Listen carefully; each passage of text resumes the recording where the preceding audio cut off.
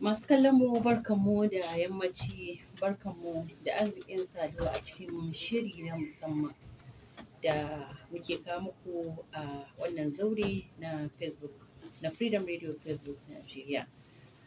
Masu kallo na san kuna ta dako domin tun jiya mun shelanta muku cewa insha Allah za mu karɓi bakuncin Sheikh Malam Aminu Ibrahim Daura wanda ba bako bane ba.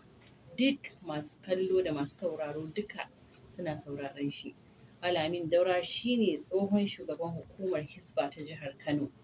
Haka zalika Malam Aminu Daurawa shine jami'in hulɗa jama'a na majalisar ta'awun ta jihar Kano, wato majalisar da ke haɗa kan malamai a nan Kano. Haka zalika shine mamallakin makaranta wato ta kwalejin Zamzam da aka fi sani. Malam Daura muna maka barka da zuwa. Assalamu alaikum wa rahmatullah. To tun jiya shafinmu ya cika da saƙonni. Masu kallo suna dako. Kuma tuni dama na riga na ambata muku cewa maudu'in da zamu tattauna da malam shine kowa ya san yanzu a yanda ake cikin halin ni'as ko kuma halin haula'i da musulmai da ma gabaki ɗaya al'umma suka shiga na tsadar rayuwa da yanda komai ya sauya. To me ya kamata musulmi ya a wannan lokacin? Da akwai abubuwa da sunna na manzon Allah sallallahu alaihi wasallama da ya koya mana cewa idan mutum ya tsinci kansa a wani hali to sai ya koma ga Ubangiji Madaukakin Sarki. Wannan shine maudu'in mu da zamu tattauna a wannan lokacin.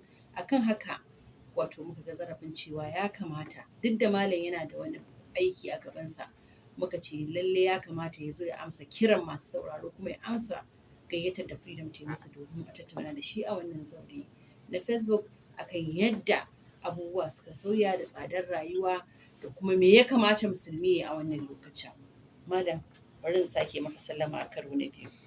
Wa alaikum assalamu wa rahmatullahi wa barakatuh. To malam, shin idan ana daɗi me musulmi ya kamata ya yi kafin ma mu zo rashin daɗi? To alhamdulillah wassalatu wassalamu ala rasulillah wa alihi wa sahbihi wa man wala. Shi da arziki da talauci da samu da rashi duka daga Allah ne, amma kowanne yana da sababi. Kuma Allah subhanahu wa ta'ala shi ne ya ƙaddara wasu su zama masu kuɗi, wasu su zama marasa kuɗi. Kuma ya roƙe mu dinga roƙonsa ya bamu abu biyu, ya bamu duniya, ya bamu lahira. Rabbana atina fid dunya hasanatan wa fil akhirati hasanatan. Allah ka bamu kyakkyawa a duniya, ka bamu kyakkyawa a lahira. Allah bai hana a yi arziki ba, Allah bai hana a yi kuɗi ba, Allah bai hana a ji daɗi ba, Allah bai hana a mallaki abin duniya ba, amma abin duniyan da za a same shi ta hanya mai kyau kuma a kashe su ta hanya mai kyau. Kamar yadda Annabi sallallahu alaihi wasallam ni'mal malu salih lirrajul salih. Madalla da dukiya mai nagarta komai yawanta in ta shiga hannun mutum mai nagarta komai nagartarsa. Idan dukiya mai nagarta aka nemi kuɗi ta hanyar da ta dace aka tara su kuma aka kashe su ta hanyar da ta dace, to wannan shine abin da makasudin neman kuɗi. Ka ji daɗi a duniya kuma ka ji daɗi a lahira. Wannan yasa Allah ya buɗe mana duk wasu ƙofofi da za mu yi arziki, duk wasu ƙofofi da za mu yi kuɗi. Babu inda Ƙur'ani ya yabi talauci, babu wata aya ko ƙwaya ɗaya cikin ayoyi 6,936 Alƙur'ani da ta yabi talauci. Dan babu wani hadisi ƙwaya ɗaya ingantacce daga manzo Allah sallallahu alaihi wasallama da iya bi talauci. So talauci jarabawa ce. Idan mutum ya samu kansa a ciki an gaya masa yadda zai yi. Shi ma arziki jarabawa ne. Idan mutum ya samu arziki an gaya masa abin da zai yi. Da haka wani malami ya rubuta littafi mai suna Uddatu Sabirin wa Zakhiratu Shakirin, cewa da wanda Allah ya masa arziki ya gode masa, da wanda Allah ya jarabce shi da talauci ya haƙuri, wa ya fi samun cin nasara ko kuma wa ya fi cin jarabawa ko kuma wa ya fi alheri. Wannan wadata aka yi masa ya gode, ba dukkan wanda Allah ya masa wadata ne yake godewa ba. Wannan kuma talauci Allah ya jarabce shi da shi ya yi haƙuri, ya iya sarrafa talaucin yadda ba zai cutu ba. To mutane suna da kallon talauci da wadata ta fuskoki guda hudu. Akwai wanda suka ɗauka duk wanda ya arziki shi ne yawa kansa arzikin. Duk wanda yake cikin talauci shi yawa kansa talauci. Masu wannan bincike da masu wannan nazari suna ga arziki dabara ce da wayo da iya nema da dagewa da ƙoƙari da kuma buɗe hanyoyi na dabarun samu. Da haka duk wanda ya arziki shi yawa kansa ba sa hannun kowa. Haka suna ga talauci mutum shi yake jawo wa kansa. Don haka sai ya zama a wannan ra'ayi suna ganin duk talaka shi ya jawo kansa talauci, duk mai arziki shi ya jawo kansa arziki. Wannan ana kiranta nazara wato ƙaruniya, wato irin tunanin ƙaruna kenan da yace inna ma utituhu ala ilmin indi. Dabara ta da wayona da sanin tattalin arzikina da hikimomi na suka sa na tara wannan arziki da wannan dukiya. Sannan na biyu akwai waɗanda suke ganin shi arziki kawai daga Allah ne, ba shi da wani dalili. Kawai Allah ne ya ga dama ya kasa duniya biyu, yau wasu arziki ya jarabci wasu da talauci. Da haka masu arziki haka Allah ya su da arzikinsu, masu talauci haka Allah ya su da talaucinsu. Har suna cewa da misali a Kano, mu ɗauki Kano a matsayin misali, suka ce da za a ce a raba dukiyar Kano kai ɗaya, su Dangote, su Aminu Ɗantata, su abin nan Abdulsamad, a ce kowa ya zo a raba kuɗin a kowa da arzikinsu da arzikin kowa ma da ke Kano, duk a raba daidai mutanen Kano. In miliyan 10 ya kama, kowa a bashi miliyan 10 har su ɗin, to bayan shekara kowa zai koma inda yake. Za a koma inda ake. Yawwa, an cinye? Wanda dama ba mai arziki ba ne zai cinye miliyan 10 sa ya dawo tsiyarsa. Wanda ko mai arziki ne sai ya koma miliyan dubunsa, ko ya koma miliyan malala ɗinsa. To ko shi sake cewa arziki a ƙashi yake. Yawwa, to akwai masu wannan nazarin, shi ma nazari ne, mazhaba ce, aƙida ce, haka suka fahimci arziki. Cewa mai arziki ne, ko ka kwace sai ya dawo. Mai talauci ne, zaka bashi duniyar nan sai ya cinye ta ya koma matsiyacinsa. Wannan ita ce mazhaba ta biyu. Mazhaba ta uku suna ga shi ma talauci wani babban gata ne. Idan Allah ya ka talaka bai ɗora maka nauyin kowa ba mai neman ka, baka neman kowa, ba za a yi maka hisabi mai yawa a lahira ba. Da haka har suna da baitoci da suke yaban talauci, cewa suna kuma zargin masu arziki. Suna ga duk wanda ya arziki ya yi laifi. Don haka suna ga bai kamata mutum ya ji daɗi ba. A irin wannan akwai wata mazhaba a Indiya da suke da wannan ra'ayin, suke yaban talauci da tsiya, cewa shine daidai, arziki shine laifi. Da haka duk wanda ya arziki a cikinsu ya zama abin gudu. Sannan mazhaba ta hudu akwai wanda suke ga Allah shi yake kaddara arziki, amma akwai dalili da sababi. Allah shi yake kaddara talauci, akwai sababi da dalili. Don haka idan mutum ya faɗo, Allah ya bashi dama ya amfani da sababin da Allah ya bashi, zai iya yin arziki. Haka kuma wanda Allah ya jarabce shi, ko da ya rike sababin ko ba zai arzikin ba idan Allah bai turo masa arziki ba. To wannan sai ya zama mazhabo kenan guda hudu. Sai mazhaba guda biyu ta siyasa. Mazhaba ta siyasa guda biyu akan talauci da arziki, akwai mazhabar gurguzu, akwai mazhabar jari hujja. Su ‘yan gurguzu su ne suke ga arziki na ƙasa ne, bai kamata a bar Hassana ta yi kuɗi, tafi matan garinsu kuɗi ba. In kika yi kuɗi da yawa sai a kai ki ƙara, cewa ya aka kwana cikin talauci kika mallaki maƙudan kuɗi, saboda haka kin ci da gumin wasu kenan, kin tara kaza, sai gwamnati ta san dabarar da ta fizge wannan kuɗin ta dawo da shi hannun ƙasa. Yawa, ɗora musu haraji, a ɗora musu jangali, a ɗora musu abubuwa da yawa da zai matse arzikin ya dawo hannun ƙasa. So akwai kuma mazhabar su kuma ‘yan jari hujja, su kuma suna ga kawai a ƙyala kowa ya nemi kuɗi ta yadda ya ga dama, ya amfani da gumin wasu, ya amfani da ƙarfin wasu, yawa ‘yan capitalist. Saboda haka kuɗi kawai shine magana, kana da kuɗi kana da hujja. Su ake kira ‘yan jari hujja. Akwai ‘yan hujja jari. ‘Yan hujja jari su ne masu karatu, me ya hujja ka karatunka. Su kuma ‘yan jari hujja su ne kuɗinka shine arzikinka, shine lafiyarka, shine mutuncinka. Wannan yasa suka haukata mutane akan su yi kuɗi ta kowace hanya. Za ki ga wani kuɗinsa ta hanyar tsafi yake yi. Za a bashi kayan tsafi ya je ya fasa kabari, ya ɗauki wani part na jikin matattu, ko a je a kashe mutum a yi tsafi don a tara kuɗi. Da haka masu neman kuɗi ta hanyar tsafi lallai sai sun yi kuɗi ko da ƙarfin tsiya-tsiya. Sannan akwai masu yin kuɗi ta hanyar kidnapping.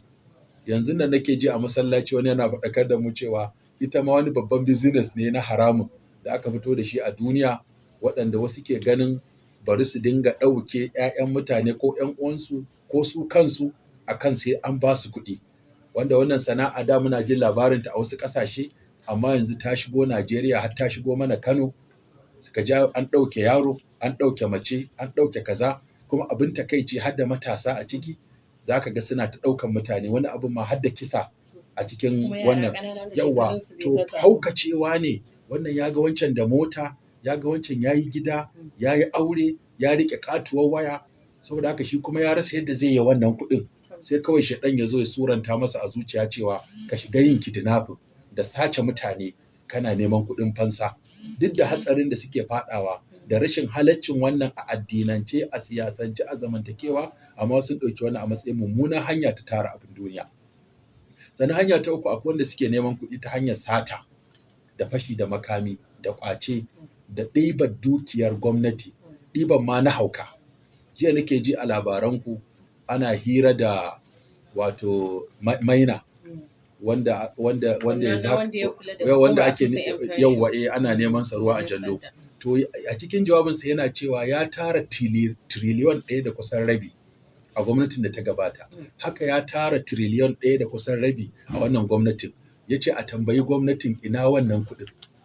Wato abin daga can ne. To sata za ta faɗo a cin hanci da rashawa. To kenan, to kin ga magana hukumar cin hanci da rashawa an kafa don ta yaƙi da cin hanci da rashawa a ƙwato kuɗaɗen jama'a da aka sace. Sai ga shi kansa shugaban hukumar shi ma ya faɗa komar, ana zarginsa da magana cin hanci da rashawa. To kin ga haka nan sace-sacen nan da zamba da ha'inci da cuta, duka waɗannan haukacewa mutane suka yi akan sai sun yi kuɗi da ƙarfin tsiya ko ta halin ƙaƙa, saboda suna ga in mutum ya kuɗi ya fita da kaza. Wani ma saboda satar har ta hauka ma ake yi, wato kuɗin da mutum yake ɗiba ɗin sun wuce kima, sun wuce lissafi, sun wuce cinsa. Wani har ya mutu. Ba ma dan ya ci ko ya sha ko ya sutura ko ya magani ko kuma a'a, kawai abin ya zama ciwo ne, satar ta zama ciwo a jikinsa. Kawai a ɗebi kuɗi dai kuma me za a yi da su a ɗiba. To wannan tunanin musulunci bai yarda da shi ba. Malam shi ne wani malami masani na Jami'ar Bayero ta Kano, Profesa Malumfashi, kwanakin baya muka yi wani yake ta'aliki, ya ce irin wannan ita ce ake ce mata kleptomania, wato wani ciwo ne da mutane suke da shi na satar dukiyar mutane. In ba su da shi ma wasu su saci kayan da ke hannunsu na dama ko na hagu. Su bai da shi hagu. In ba haka ba su. To wannan kin ga ciwo ne, ya zama ciwo wannan. To shi musulunci yana kallon arziki da wadata dukansu jarabawa ne. Kuma Allah shi ya kaddara wasu su yi arziki da wani sababi da Allah ya kaddara, wasu ba za su yi arziki ba da wani sababi da Allah ya kaddara. Idan mutum ya samu kansa cikin rashi, akwai ladubba da ƙa'idodi da shari'a ta shimfiɗa masa yadda zai rayu a cikin wannan ba tare da ya cuta ko an cuce shi ba. Idan mutum ya samu kansa a cikin wadata, akwai wasu ladubba da shari'a ta shimfiɗa masa wanda zai rayu a kai ba tare da an samu gaba ko ƙiyayya ta ɓarke tsakanin masu wadata da marasa wadata ba. Abin da za ki lura da shi shine, in kika kula yanzu talakawa suna jin haushin masu kuɗi. Masu kuɗi kuma suna jin haushin talakawa. Kuma suna amfani da wannan a matsayin biyan buƙatunsu na siyasa. Har an wayi gari yanzu idan ba Allah ya kawo mana wani gyara ba, to nan gaba komai sai an raba shi biyu. Yanzu an fara da na unguwanni. Akwai unguwannin masu kuɗi, akwai unguwannin talakawa. Kuma duk wanda ya fito a unguwar talakawa idan ya arziki dole sai ya tashi, in ba haka ba sashi za su yi gaba.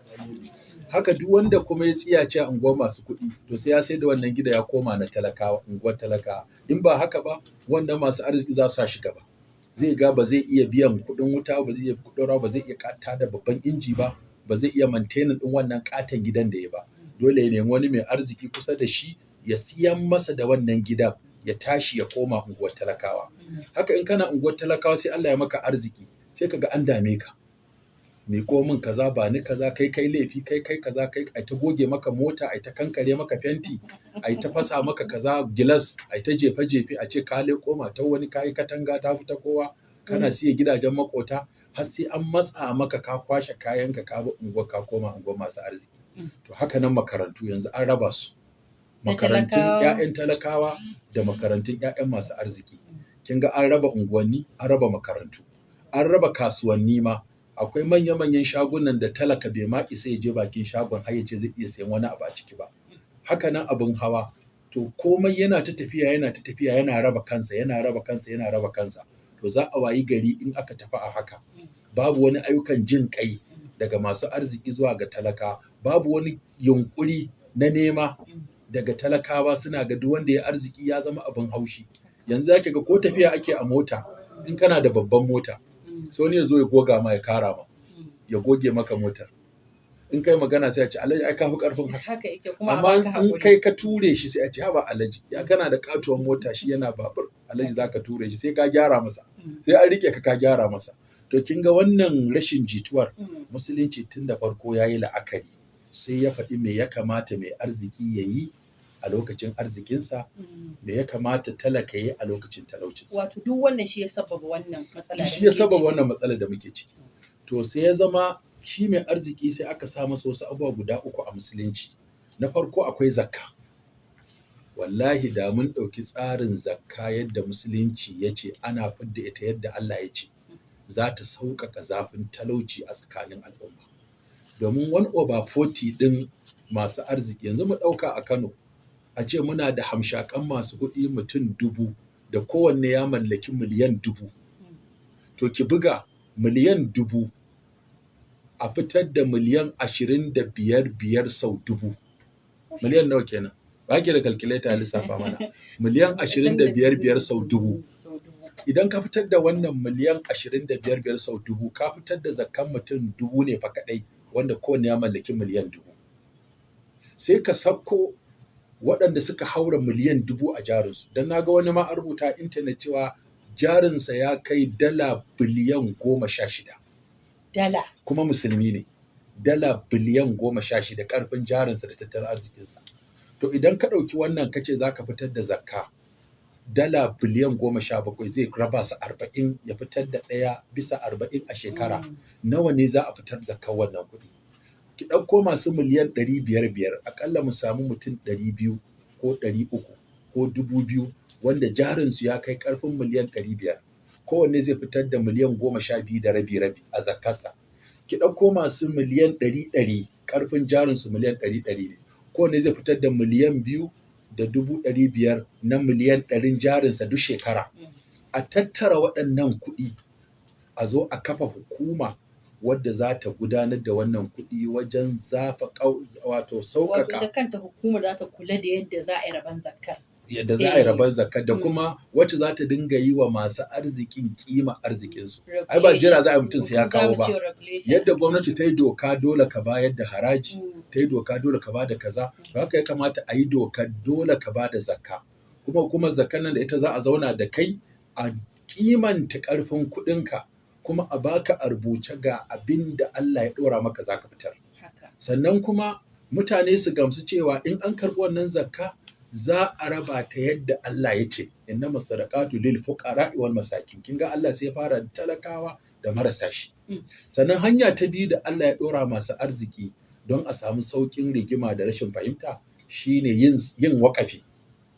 Wannan waƙafi yanzu ya ware matsaloli kusan kaso 80 a wasu ƙasashe na musulmi. Kin ga mu abin da muka saba sai dai mu masallaci ko mu islamiyya kaɗai. Makarantar islamiyya da masallatai kusan sun ishe mu. Wanda muke bukata har ma maimaitawa ake ta yi, kowane layi masallaci, kowace unguwa masallaci, masallatai suna nema su yawa. Abin da ya kamata mu juya hankalinmu yanzu shine yin waƙafi na shaguna da kantuna da jari wanda za a dinga juyawa daga ciki ana fitar da kuɗin ana ware wata matsala. Yanzu misali wani ya gina shaguna guda 100, ya ce waɗannan shaguna ya yi waƙafin su fi sabilillahi. Kowane shago za a karɓi 100,000 a shekara. 100,000 sau 100 za a karɓi miliyan 10 misali. Wannan miliyan 10 kuma ya ce an yi waƙafin wannan kuɗi, masu aikin a ba su miliyan 2. Miliyan 8 a yi amfani da ita wajen abin da ya shafi marayu ko zawarawa, ko ba wa yara admission su tafi makarantu, scholarship su je su yi karatu, ko kuma ba mutane jari su juya su dawo da kuɗin. Kin ga an yi waƙafi ne na kuɗi. To waɗannan auƙaf ɗin za ki ga yanzu wani yake gaya mun, ni wani balarabe muna cin irin abincin nan na azumi da ake rabawa. Sai yake gaya mun, yace wannan abincin da ka gani malam shekara 300 ana yin sa. ana rabawa a matsayin wakafi. Tun kakannin masu yin ne suka ga cewa ya kamata mu ware wani kuɗi mu gina hotel mu yi masana'antu mu gona a dinga karɓar jarin ana yin abinci duk alhamis da litinin da watan ramadana ana kawo azumi harami ana kawo abinci harami ana ba da abincin misali mutum 10,000 duk alhamis da litinin a ramadana ana ba da na mutum 30,000 kullum ta duniya har ramadana ya wuce. Wannan kuɗi ba su ƙare ba suna nan suna ta tafiya jikoki suna ba wa jikoki suna ba jikoki. Sannan abu na uku shine wato sadaka da ayyukan jin kai. Wata ran wani ciwo zai ɓarke ko talauра za ta ɓarke a ce mutum ya yi foundation ya ɗauki wani nau'i na wata musifa da ke damun mutane ce zai yaƙi da ita. Kamar da za mu ga turawa da yawa suna irin wannan. Wani yana yaƙi da kurkunu, wani yana yaƙi da ɓarkewar baki ko leɓe, wani yana yaƙi da rashin ruwan sha, wani da cutar ashima, wani da cutar ciwon koda, wani da cutar mafitsara, wasu kaza ki ga suna kawo miliyoyin kuɗi suna sakawa a waɗannan ɓangarori. To waɗannan ta ɓangaren masu arziki kenan. Kafin ka tsallaka, waƙafi da foundation me bambancin su? Shi waƙafi za ka yi ne ko da ka mutu wannan aikin ba zai dawo hannunka ba. Zai ci gaba da tafiya kamar ka zara hannunka ka danka abin ka fidda shi daga gadonka ka fidda shi daga jarinka ka fidda shi daga hannunka kawai gudanarwa za a dinga ko ka mutu ba za a rabawa iyalanka gado da wannan ba. Shi ko foundation zai iya zama yanzu ne kake da kamfani sai kace to ribar da nake samu zan dinga fitar da 10% ko 5% na wannan ribar da na samu zan dinga bayar da ita zuwa ga wani aiki da za a dinga yi na alheri. Kin ga wannan da mutum ya rasu tsayawa zai tunda bai riga ya mai da shi na dindindin ba. Shine bambancin su. To ta ɓangaren talakawa kuma shi talaka na farko ya tashi ya nema. Kada mutum ya ɗauka tunda za a bashi zakka za a yi waƙafi za a bashi sadaka ya bari zuciyarsa ta mutu. Musulunci bai yarda da maula ba, bai yarda da bara ba, bai yarda da roƙo ba, bai yarda da tumasanci ba, bai yarda da maula ba. Abin da ya ce ka tashi ka ɗauki ka yo itace a gadon bayanka ka kawo cikin gari ka siyar ya fi daraja a gare ka da wajen Allah da ya halicce ka fiye da ka zo kana yin bara da niyyar sai an baka wani abu. So kowa so ake yi zuciya ka arena sana'a. Sana'o'i ga su nan barjak waɗanda ba ma yi. Yanzu akwai wanda ya gaya min ya ce ya taɓa zuwa wata jiha sai aka ce wai ai ba a da sana'a jihar sai ce to yanzu na ɗauki mutum 1000 aiki yanzu. Daga gidan rediyo ya faɗa. Ya ce na ɗauki mutum 1000 aiki duk wanda ya ga ƙarfe ko ƙusa a kan titi ba na kowa bai ɗauko ya kawo ya same ni a guri kaza. Ya ce sai da ya yi tirela 8 na ƙarafa tsakanin farantai da ƙusoshi da waya. Ya ce wannan kayan neman su ake wurjanjan a ƙasar waje. Yanzu ya buɗe kamfani yana fitar da ƙarafuna yana kai su ƙasashen Japan da China da wasu ƙasashe. Jari bola. Yawa jari bola na ƙarafa. So akwai wanda kuma ya ce min leda yanzu shi kuma yake sarrafawa tun daga Saudiya ya fara sana'a. Ya ce in ya je bola sai ya sa a tattara leda ya sai wani inji haka da yake matse ledar haka ta zama ta haɗu guri guda. To ya ce to yana sarrafa wannan leda yanzu ya dawo Najeriya ya buɗe irin wannan yana bi yana tsintan ledoji yana sarrafa wannan. Akwai wanda suke na kwalabe akwai wanda suke na kaza. Sana'o'i ga su nan barjak kuma gwamnati kullum zaki ji an ce tana so ta ba mutane jari. Amma matsalar ana ba da jarin mutane suna cinyewa. Kwanan nan ƙungiyar manoma ta jihar Kano suka same ni a ofis suka ce malam da Allah muna son ka yi huɗuba mai zafi akan cinye bashi. Suka ce mun je mun karɓo kuɗin gwamnatin tarayya sama da miliyan 10,000 akan za a raba wa manoma jari in sun yi za su dawo da kuɗin. Ya ce kaso 10 cikin 100 ne suka iya dawo da kuɗin. Ragowar wani ya je ya sai babur, wani ya yi aure, wani ya sai gida, wasu ma ba manoman ba 'yan siyasa suka shigo suka danne manoman. Suka karya abin suka kawo mutanensu sai mutum ya je ya nuna gonar da ba tasa ba sai a ɗauki maƙudan kuɗi a bashi sai ya tafi.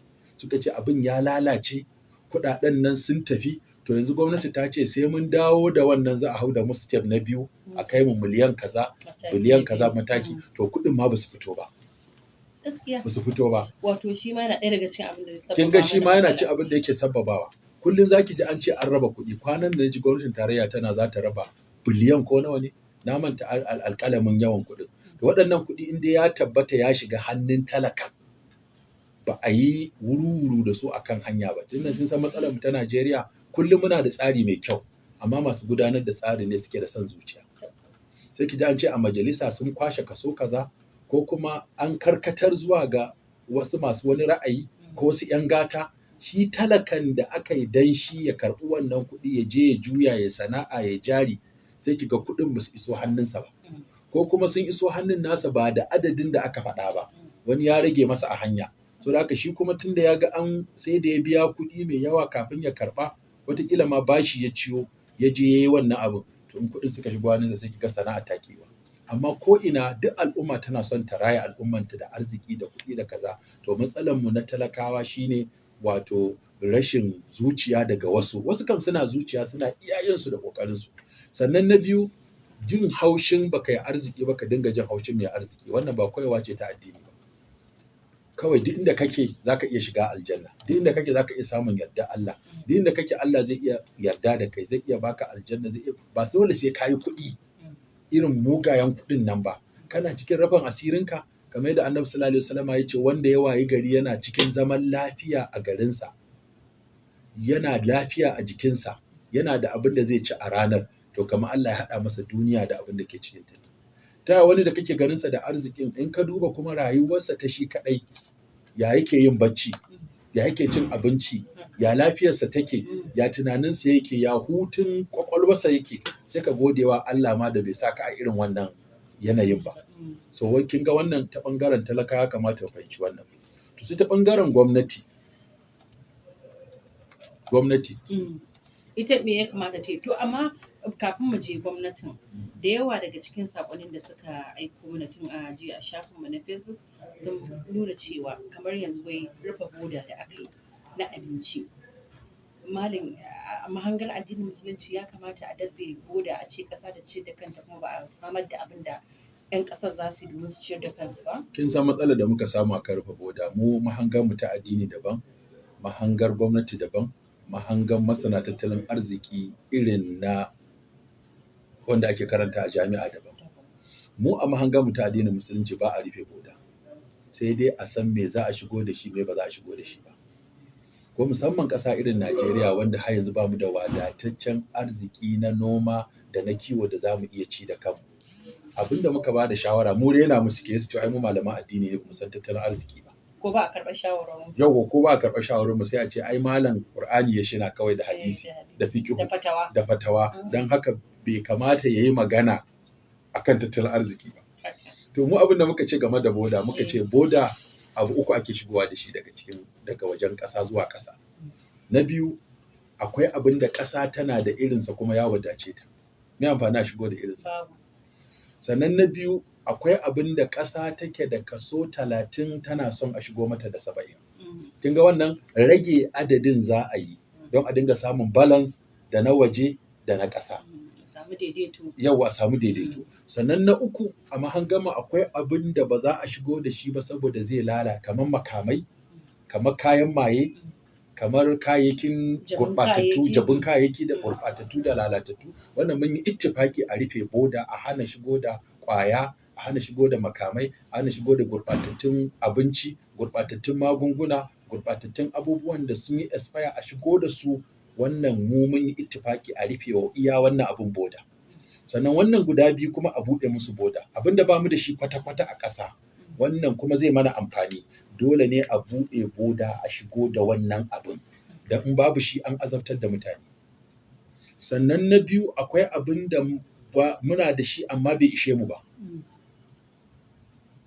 Kin ga bai ishe mu ba? Saboda yawanmu da muke da shi. Saboda yawanmu. Kuma sannan har yanzu tunaninmu ba wata duniya da ta ce ba a shigo mata da wani abu na waje ba, sai dai ta kokari ta inganta na ƙasan ya daidai da na waje. Ai dama ce akwai shinkafar waje, akwai shinkafar ƙasa, akwai taliyar waje, kowa ya je sai gwargwadon ƙarfinsa. To idan ka rufe boda ka ce sai lalle sai an yi kokari an samar da abincin da zai wadatu. In kana da kayan aiki, kin gane wannan abu ne mai kyau idan an yi abu. Na farko shine gwamnati ta sa subsidy akan abin da talaka zai siya. masu a samu shinkafan nan tallafi. yawwa sannan na biyu masu shigo da kayayyakin da za su yi kamfaninnikan shinkafa gwamnati ta tallafa musu sannan na uku masu noman alkama mutane su zama an ziga su sun koma noman shinkafar kuma ana samun sauƙi da tallafin gwamnati akan aikin noman shinkafa yadda in mutum ya noman shinkafa ba zai asara ba sannan ya zo sai a wayi gari kai da kake sarrafa shinkafa a Najeriya kamar yadda wani ya gaya masanin shinkafar ya ce sai ka zo ka ga ka haɗa buhun shinkafa ɗaya akan 14,000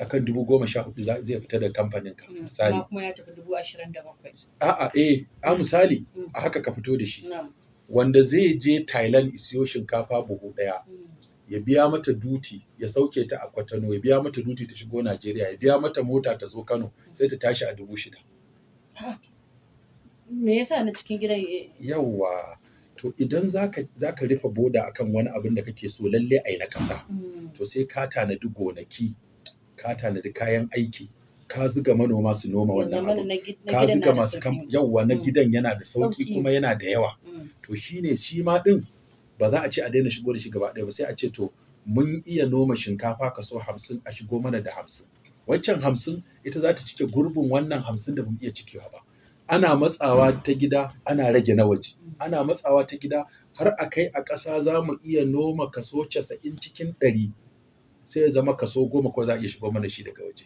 ba rana ɗaya kawai ake cewa an rufe boda an hana shigo da kawai mutane suna jin yunwa ko kuma sun taho da dukiyarsu biliyoyin kuɗi yana bakin boda a je a yi musu duti a yi musu faɗa su shigo da abincin a siyar yanzu da yawa shinkafan nan ta lalace da yawa waɗanda suka taho da kayan nan suka aje a bakin boda can ba zai koma ba nan ko bai shigo ba kin ga wannan karya tattalin arzikin 'yan ƙasa ne biliyoyi sun yi asara sun karye sun kasa rike iyalansu talauci ya ƙaru sakamakon wannan ta ci barkatai da aka yi na rufe boda wanda mu ba girmama magana mu ba saboda ana gamu malaman addini malam kafin ka ƙarasa wasu suna ganin cewa wato wannan zanga-zangar da aka yi a kwanakin baya ta ka rushe ƙarshen sas da aka yi da yawa aka zo kuma daga ƙarshe ta rikide ta koma ta rikici a mahangar addinin musulunci an ga ana ta fasa rumbuna saboda yawa me za ka iya cewa akan haka to da farko dama mu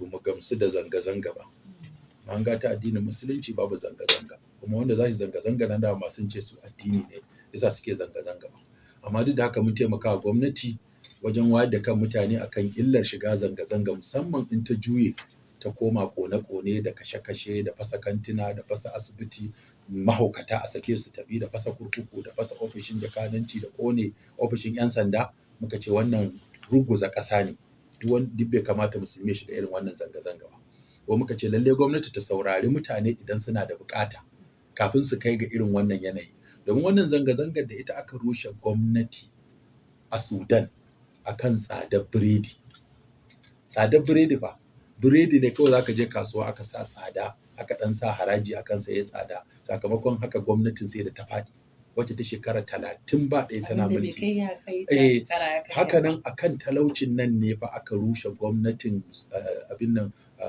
nan Tunisia akan wani yana tallan lemo a wheelbarrow aka zo aka kwace abin ya ji haushi ya rasa yadda zai zo ya kona kansa sakamakon haka sai da aka kifar da gwamnatin da ta yi shekara sama da nawa tana mulki akan wannan aka rushe gwamnatin Mursi aka ce fetur ya yi tsada burodi ya yi tsada Mursi har ta kai ga abin da ya faru akan irin wannan ne fa abin da ya faru a Libya har ta kai yanzu Libya ana sai da mutum akan irin wannan ne fa abin da ya faru a Syria jibi halin da Syria ta shiga akan irin wannan ne fa ya faru a Yemen jibi abin da Yemen yanzu an ce ƙananan yara da aka kashe ma Allah ne kawai san adadin su irin wannan fa shine faru a Iraki irin wannan duk maganan talauci ne da wahala da ba a duba bukatun mutane wani ya zo ya amfani da talaucin ya zuga mutane ya ba su makamai a juye sace-sacen mutane sun yawa fashi da makami ya yawa barna ta yi yawa sata ta yi yawa rashin mutane suna ta ji a rediyo wani ya ɗauki biliyan kaza ba a yi komai ba wani ya saci biliyan kaza an sallame shi wani ɗaure shi wata 3 ya fita ya tafi da kuɗinsa saboda haka har aiki ma yanzu matasa suka yi suka gama karatu kowa ba sun ya je aiki mai sauki ya fi son ya samu ofishi inda zai dinga samun kuɗi mai yawa to kin ga wannan ta wannan bangaren ana cikin babban matsala. To shi yasa muka ce wannan sito da aka fasa na gwamnati, wanda suka fasa sito ba su kyauta ba, wanda suka ɓoye abincin ma ba su kyauta ba, domin abincin da aka ware domin a raba talakawa ka je ka sa shi a sito ka ɓoye baka ba su ba har ya lalace ko ya wuce lokacin da aka sa, kin ga wannan ba daidai ba ne. So da haka wanda kuma suka je suka fasa sito kin ga ba su kyauta ba, tunda bai kamata ka je ka fasa abin da ba naka ba. Wanda kuma ya ɓoye fa shi ma bai kyauta ba. To idan kowa ya rashin kyautawa, yawa, idan kowa ya rashin kyautawa, kai da ka ɓoye abincin baka kyauta ba, shi da ya fasa ya ɗiba bai kyauta ba, to ƙarshe me ya kamata a yi? Sai a yi maslaha a yafe wa kowa. Kai kaka sake ɓoyewa, ko? Kai kuma kaka sake fasawa.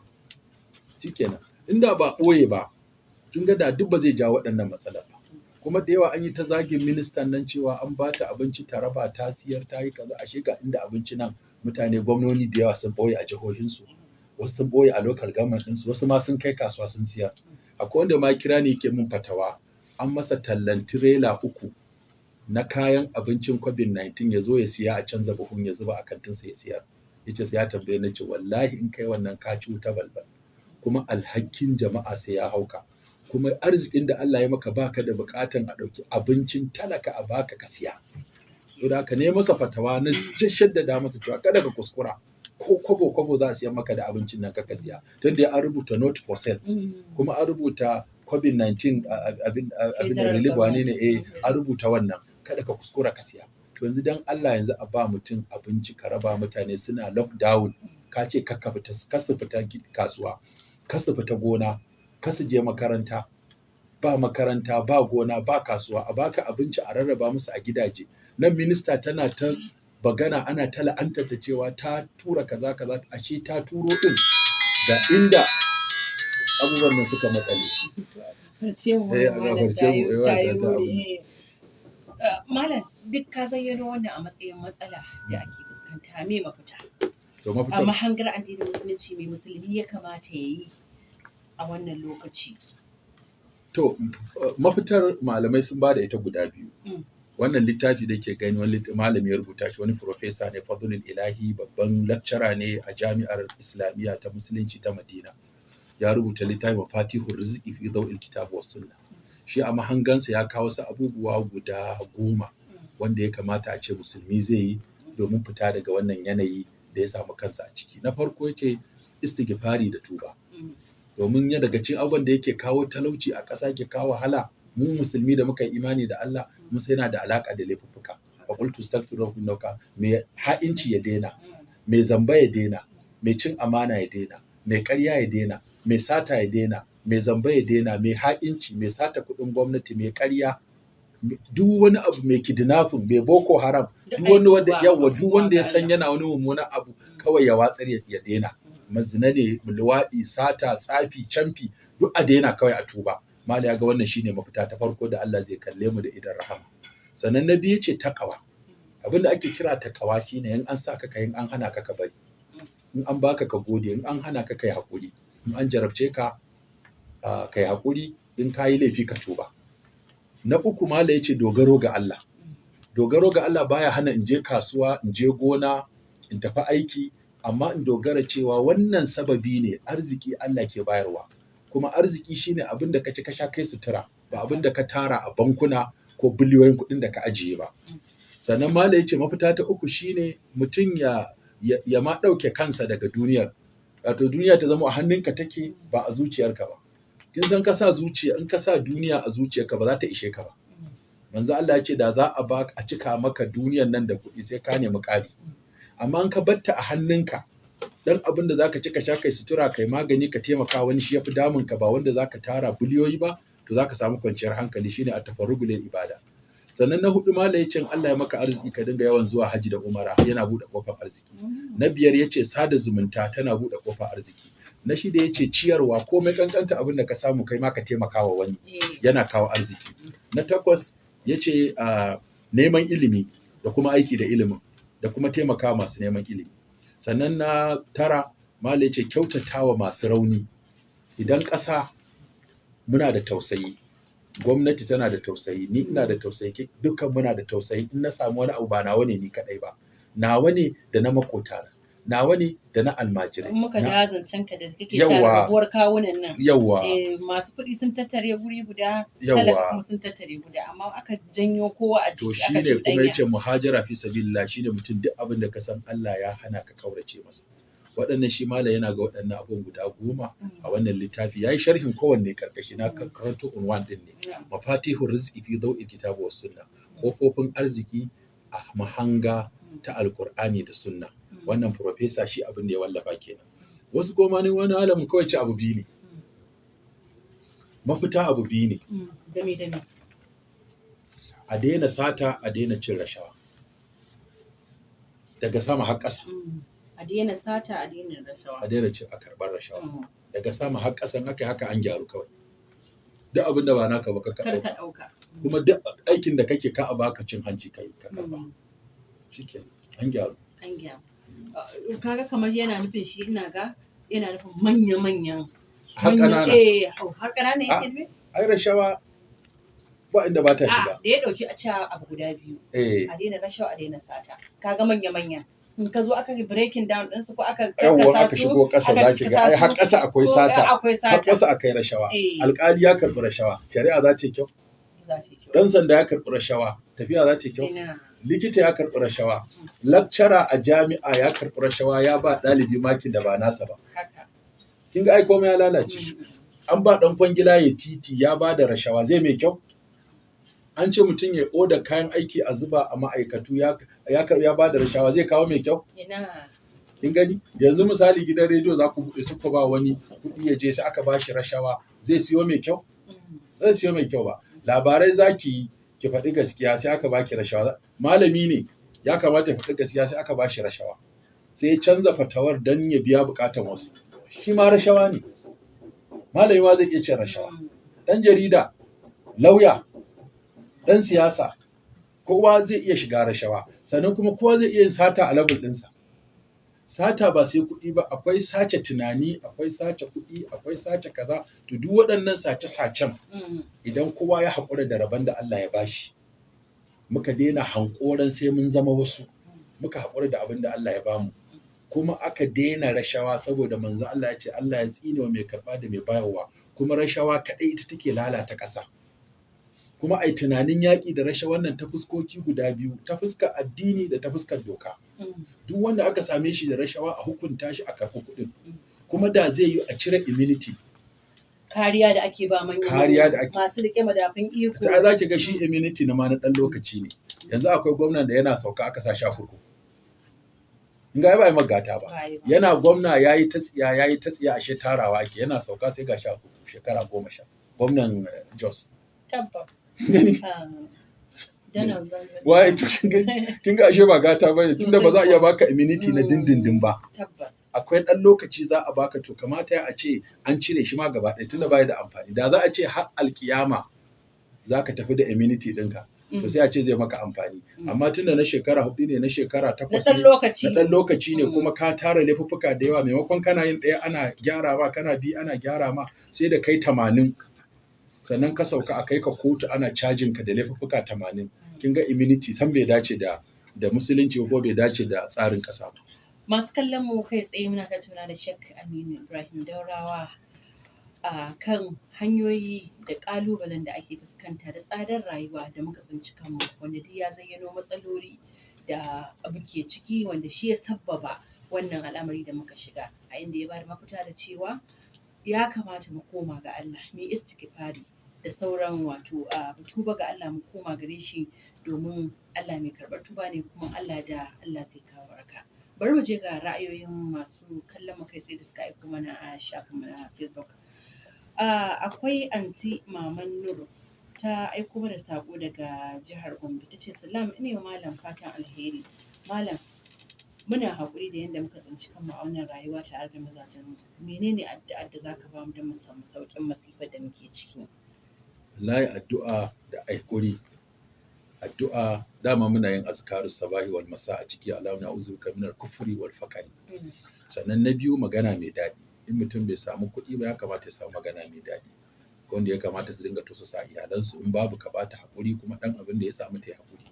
Sannan kuma kada ki ɗauka dama rayuwa haka ne, yau an ci kaza, gobe za a ci zogale, gata za a ci rama, gata za a ci lamsir, haka za a yi ta haƙuri, wata ran a ci rogo.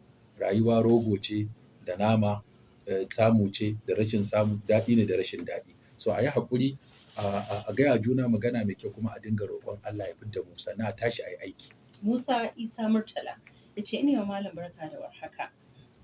Malam Aminu Ibrahim Daurawa, don Allah wannan jan hankali za ka yi wa mutanen da suke garkuwa da mutane a ƙasar nan, akan kuma da gwamnati kan waɗanda suke aikata wannan bala'i da muke ciki. To shawara ta guda biyu ce. Na farko, wace doka aka tanada wa 'yan garkuwa ne? Na ji an ce wanda ya yi fyaɗe a dandatse shi, wanda ya garkuwa fa, me aka ce za a yi masa? Babu. To na ɗaya kenan. Sannan na biyu, wasu 'yan garkuwa suna zuwa su ce sun tuba. Wanda ya tuba a ɗauke shi aiki ya je ya kamo ragowa, tunda ya san da suke. Shawara ta, duk wanda ya zo ya ce yana garkuwa ya tuba, to a ɗauke shi aiki, a bashi uniform, ya shiga daji da shi, ya nuna inda ragowar suke, a fito da su. Bai kamata mutum sai ya gama satarsa, ya gama zaluntar mutane, sai a ce an yafe masa ya zo ya katon gida in ko ya zauna ba. Kamata a koma daji da shi, tunda ya san. Wasu gwamnatocin suna ba da shirin ta yin abubuwan nan ne domin su masu wannan aikata abubuwan su dinga miƙa wuya. An yadda sun tuba, ai ragowar suna ciki. Su ba sun san dajin ba, sun san mutanen ba, sun san kabila take ba, sun san lungu-lungu. To a sa su a gaba su nuna inda ragowar suke. Baffa Ibrahim Gwale ce salam, don Allah ina da tambaya ga Malam Aminu Ibrahim Daurawa, me yasa wasu malaman a zamanin tsohon shugaban ƙasa Goodluck Jonathan suke dinga yi wa gwamnati wa'azi na tunatarwa don a gyara, amma yanzu sun ce sun ja bakinsu sun yi shiru, sun isa gaya wannan shugaba gaskiya akan abin da ke faruwa a halin yanzu. Wallahi suna yi, duk malaman da na suna iya ƙoƙarinsu, suna iya ƙoƙarinsu, suna faɗa, kuma ji ne ba a yi kawai. Amma dai na san malamai, tabbas ni da kaina an sa zama da ni da shugaban ƙasa da wasu malamai, kuma na ga sun gaya maka gaskiyar da iya abin da su faɗa kenan akan mambari. Aiki ne ba a yi. Don malami kuma kawai ka kyale shi, in ya faɗa ra'ayinsa ne fa, to wai ma shi malami biyan sa ake. Ba aikin gwamnati yake, ba fansho, ba aikin garanti. Allah yake. To yanzu misali, tun da Malam Ja'far, Allah ya ji kansa, da Sheikh Albani suka faɗi gaskiya akan Boko Haram da gwamnati aka harbe su, wa ya kai buhun shinkafa ɗaya gidansa ya ci a taimaka wa su? Ko gwamnatin, ko ɗaiɗaiku, ko waye. Kowa yana iya yin abin da zai iya. An mutum ya ce ya daina ma ba shi da laifi. Tunda ya ji tsoron za a kashe shi, iyalansa su tozarta, ya ce ya yi shiru, me za ka yi masa? Wanda ya jarumtai ya yi, me aka yi masa? Me gwamnatin tarayya ta yi a kansu na binciken ma wanda suka kashe su da hukunta su? Ali Abdullahi Tumaku ya ce muna yi wa Malam fatan alheri da ma'aikatan Freedom Radio. Malam Aminu Ibrahim Daurawa, ana maka fatan Allah ya gama lafiya, ya sa abin da za ka faɗa manya su ji su ɗauka, kuma Allah ya sanya tsoron Allah a zukatan manyanmu. Amin. Kaga an da magana ka da kace Sosai. Najeriya ba abin da ba mu da shi, wato shugabanni ne. Wallahi shugabanci, kuma shugabancin tun daga kan talakawa. Yanzu da an zo zaɓe, mutane za su koma halin jiya. A ba su kuɗi su zaɓi wani, to wanda ka ba shi kuɗi ya zaɓa, ai siyaye, ba sai ya mai da kuɗin sa ba, tunda business ne. Mu ce ba za mu zaɓi kowa ba sai wanda ya cancanta, kuma a ba mutane wanda ba su da jam'iyya masu tsaya takara, a sha mamaki. Kabiru Muhammad, Ce limamin garin ku shine chairman ɗin ku. Haka tunda shi ke karanta Qur'ani, ba sai ku rike shi wace aka rabu kalla, ina kuɗin mu. Kabiru S. Muhammad ya ce mini Malam fatan alheri, Malam da Allah ka ba mu addu'a da za mu samu sauƙin wannan halin da muke ciki. Allahumma la sahala illa ma ja'altahu sahlan, fa anta taj'alul hazana idza shi'ta sahlan. Malam ya faɗa addu'a guda biyu. Awwal Sha'ibu Amfani ya ce fatan alheri ga Malam ga tashar Freedom Radio. Malam, wannan matsaloli da muke ciki kamar mu muka jawo kanmu. Tabbas akwai ta inda muka jawo kanmu. Tunda ba ma san a faɗa mana gaskiya, sai dai a faɗi gaskiyar wani. Ko ya fi so a cicciki shugabanni, shi ba so a ciccike shi.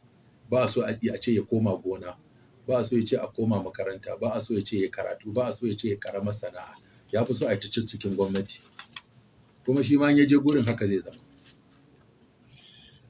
Wani da ya aiko Abubakar Khalid ya ce Malam, menene hukuncin wanda burinsa kawai ya haɗa fitina?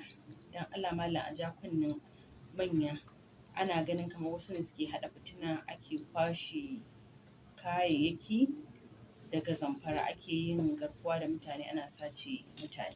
gaskiya haɗa fitina tana nan da yawa tun daga zargi yayi malam. ai ba zargi bane, da gaske ne akwai masu haɗa fitina dan buƙatar su ta biya.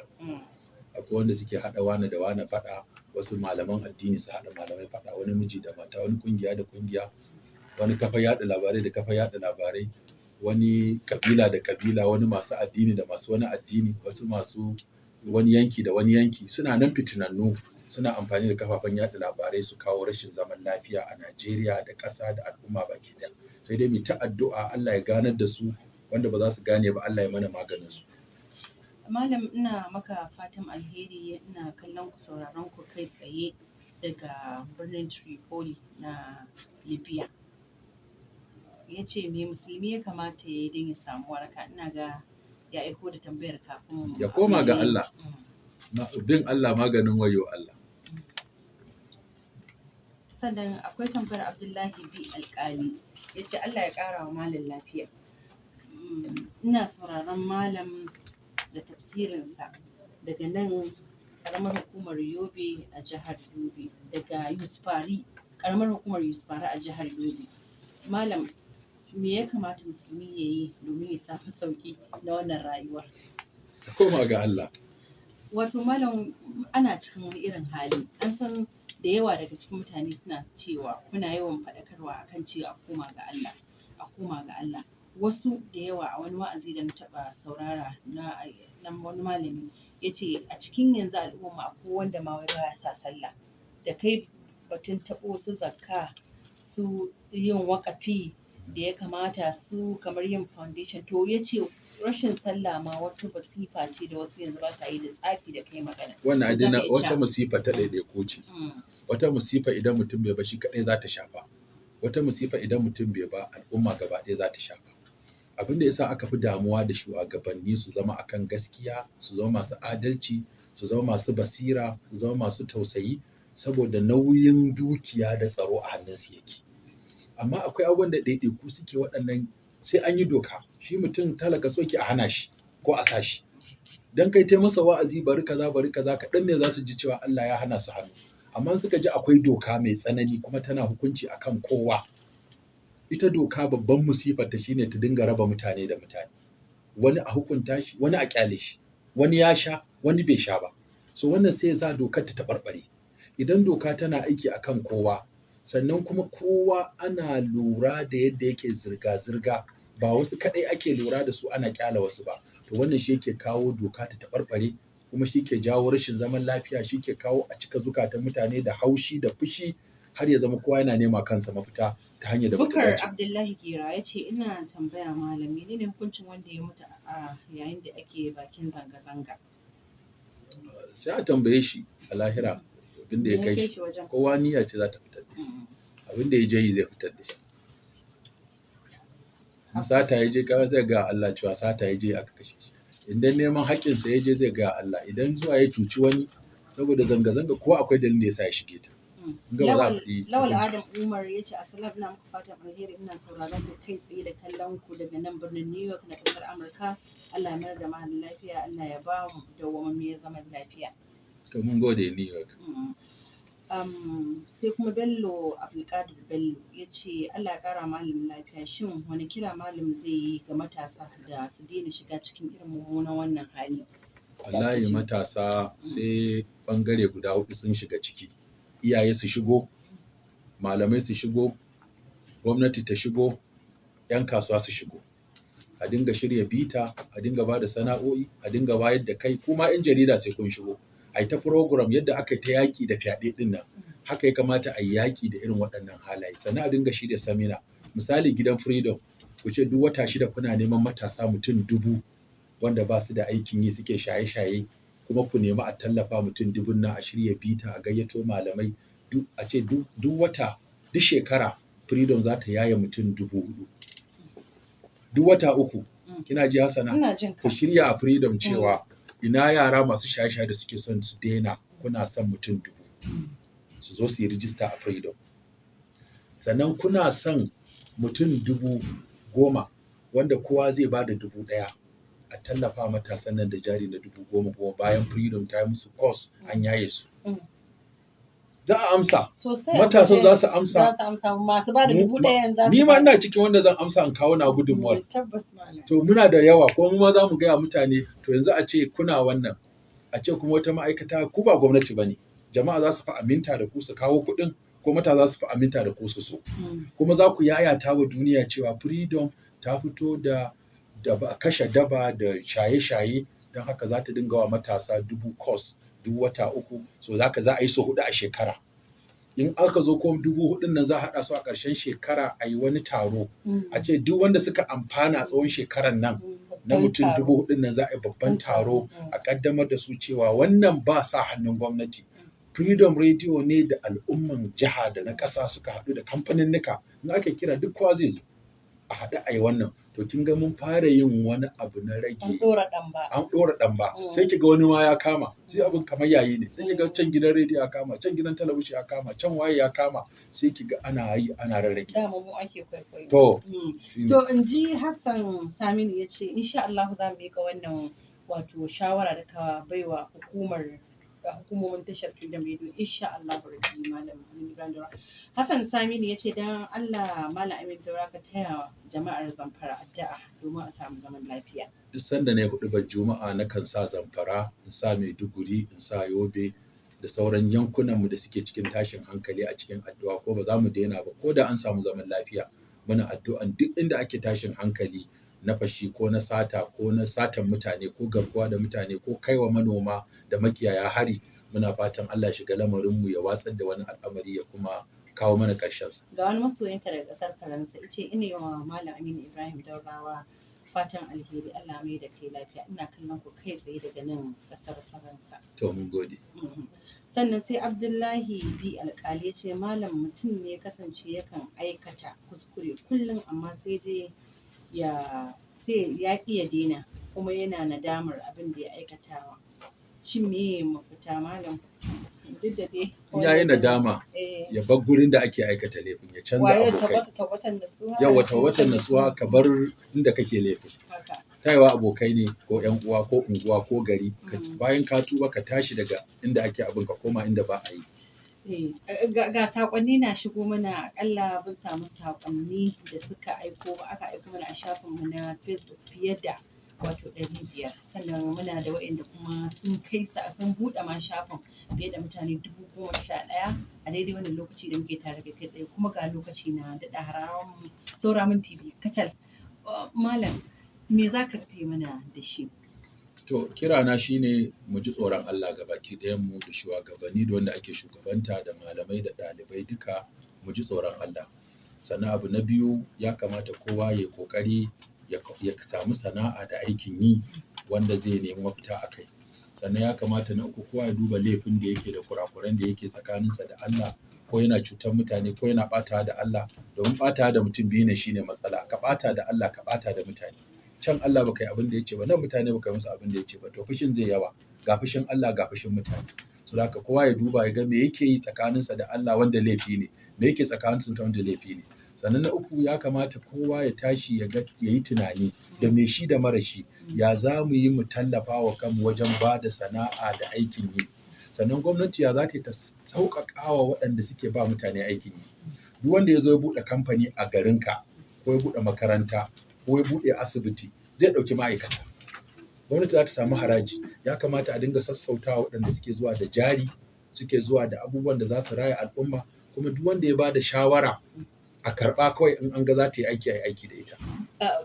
Lokaci na da tafiya amma Kamal Kabir ya ce malam ina jawo hankalin da Allah ke wa mutane nasiha akan riƙe amana idan aka saka su akan dukiya shi ke kawowa suke cinye dukiya ya kawo kuma zaman banza ina sauraron kai tsaye daga nan Malaysia dan Allah kuma a karanta min sako na shi gaskiya akwai cin amanan nan ta yi yawa kuma annabi sai yake cewa babu imani ga wanda ba shi da amana babu amana ga wanda ba shi da imani saboda haka imanin mu yana da alaka da amanan kowa ya duba ya ga ya ci amana tsakanin ɗaiɗaiku da ma'aikata tun daga sama har ƙasa kowa akwai amana.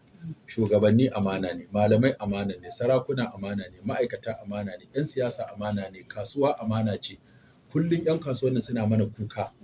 Hajiya Hassana kan cewa sai ka jawo mutum ka ɗora shi a kanti ku dinga business a ƙarshe sai cuce ka.